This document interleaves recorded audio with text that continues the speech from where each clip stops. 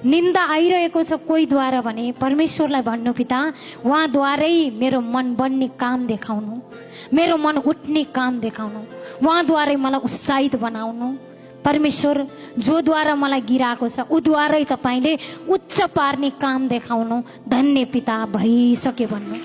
परमेश्वरले त्यो योग्यता, त्यो सामर्थ वचन खाँदा खाँदै प्रकट भइरहेको छ। यो चल्ने तरिका, स्वर्गका नियम, स्वर्गका कानुन, स्वर्गको तरिका।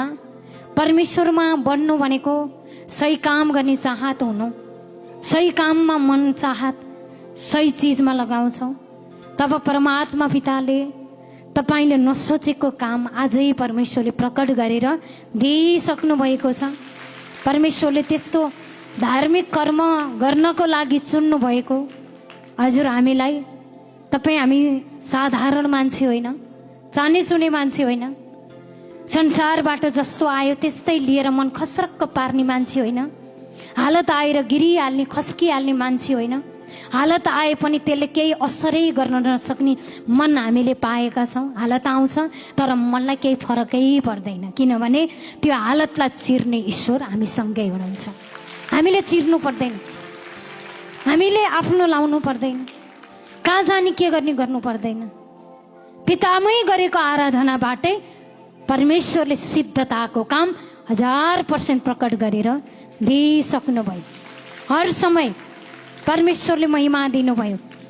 मूसाद्वारा 40 लाखलाई उद्धारको समयमा कदम कदममा सिकाउनु भयो ईश्वरले।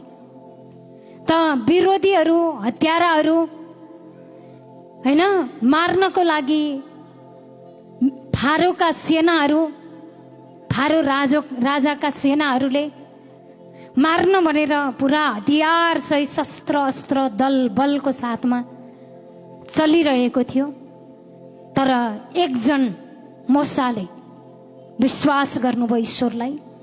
एकजनको विश्वासले त विरोधीको अगाडि, रातको समयमा त अँध्यारै हुनुभयो, विरोधीको अगाडि अँध्यारो भयो, तर ईश्वरमाथि भरोसा गर्नेहरूको अगाडि रातमा पनि खम्बाद्वारा ईश्वरले उज्यालो बत्ती बालिदिनु भयो, लाइट दिनुभयो।